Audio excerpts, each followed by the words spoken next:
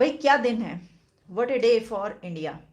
1 and 2 मार्च, ये जो मार्च का ये वीक है, बल्कि अगला ये जो पूरा साल है इसको, लेकिन हम इस आज मैं इस पॉइंट पे पहुंच चुका हूं, मैं भारतीयों से भी हम 100 साल पीछे हैं।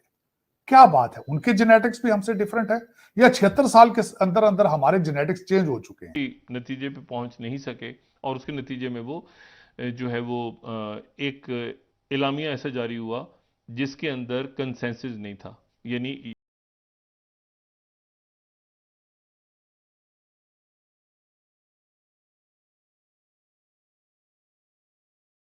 वक्त खास तौर पर बात करेंगे कि इस वक्त इंडिया एक हब बन चुका है इंटरनेशनल डिग्निटरीज के लिए, इंटरनेशनल लीडर्स के लिए, और 40 कंट्रीज के लीडर्स इंडिया में मौजूद हैं। 2 मार्च G20 मीटिंग, फॉरेन अफेयर्स की मीटिंग, जिसमें चाइना भी शामिल हो चुका है। चाइना भी ये मीटिंग अटेंड कर रहा है। सबसे बड़ी बात ये, मैं इस पर बात करूंगी 2-3 एंगल से। खास तौर पर 2 एंगल्स बहुत इंपॉर्टेंट है इसके लिए। एक तो ये कि चाइना अगर इसमें शामिल हो रहा है तो पाकिस्तान क्यों नहीं ताल्लुकात बेहतर बना सकता, क्योंकि चाइना के अगर फॉरेन मिनिस्टर आ सकते हैं, वो हामी भर रहा है, वो आ रहा है, इतनी ज़्यादा टेंशन के बावजूद जो इस वक्त चल रहा है उस पर भी बात करेंगे। तो पाकिस्तान के साथ क्या प्रॉब्लम है? हम क्यों नहीं अपने रिलेशंस बेहतर कर सकते? हम क्यों नहीं बातचीत की तरफ आ सकते? एक और इसका जो एंगल है वो ये बात कही जा रही है कि इस वक्त क्योंकि यूक्रेन और रशिया वॉर का सिलसिला है, तो इस बिना पर जो यूक्रेन रशिया की टेंशन हैं वो डोमिनेट करेंगी G20 की इस मीटिंग को और आगे आने वाली मीटिंग्स को। जहां जहां पर जो जो कुछ लिखा है वो भी आपके सामने पेश करूंगी। लेकिन सिर्फ यही नहीं है, बल्कि रईसाना डायलॉग। और ये कौन सा डायलॉग है, ये कौन सा फोरम है? और फिर इटालियन पीएम भी इंडिया में।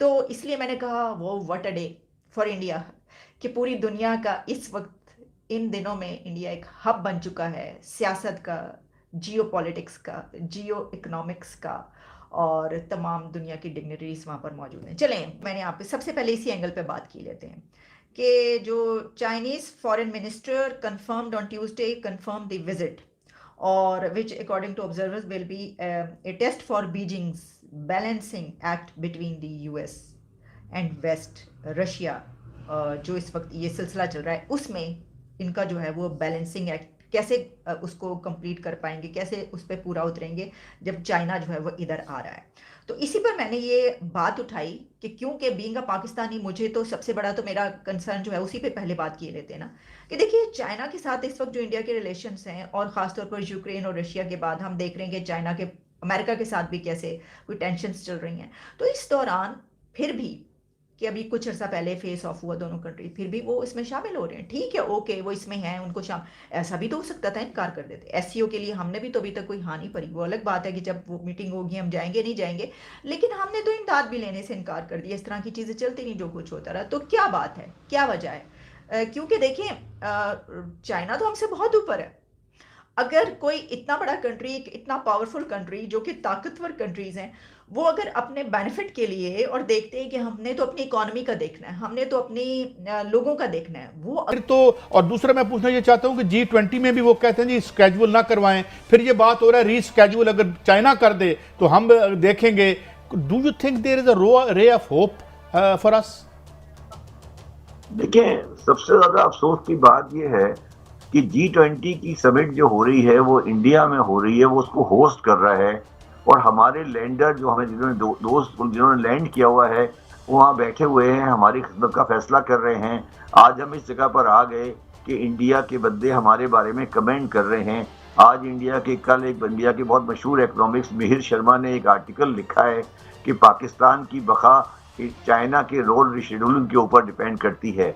तो ये सारी चीज़ें तो हकीकत की तरफ हकीकतें हैं, मगर मेरा सवाल ये है कि क्या ये चीज़ें पाकिस्तान को रियलाइज कर रहे हैं? मुझे कहना नहीं चाहिए, मगर मैं तो ये समझ रहा हूँ कि मैं फिर दोबारा बड़े अफसोस से कहना चाहता हूँ, मैं तो ये समझ रहा हूँ कि शायद हमारे सियासतदान including opposition include Imran Khan इस बात से को मेंटली एग्री कर चुके हैं कि हमें डिफॉल्ट में जाना है और हमें रीशेड्यूलिंग करानी है लोन्स की। मेरा ज़ाती ख्याल है कि हमारे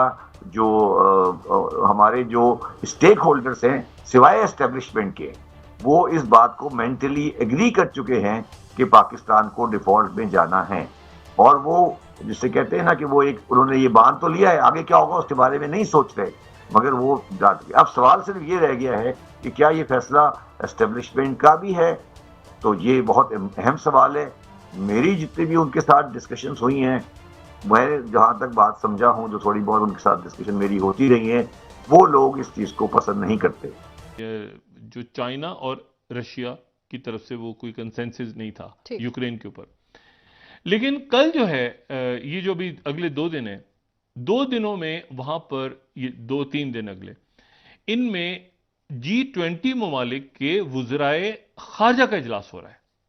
अच्छा, अब G20 ममालिक कौन से? अर्जेंटीना, ऑस्ट्रेलिया, ये हम अगर दिखा सकें G20 countries, Brazil, Canada, China, ये हम बात कर चुके हैं कि 19 मुल्क और एक EU, और यूरोपीय union, France, Russia, Mexico, Japan, ये सारे जो मुल्क हैं ये G20 का हिस्सा हैं।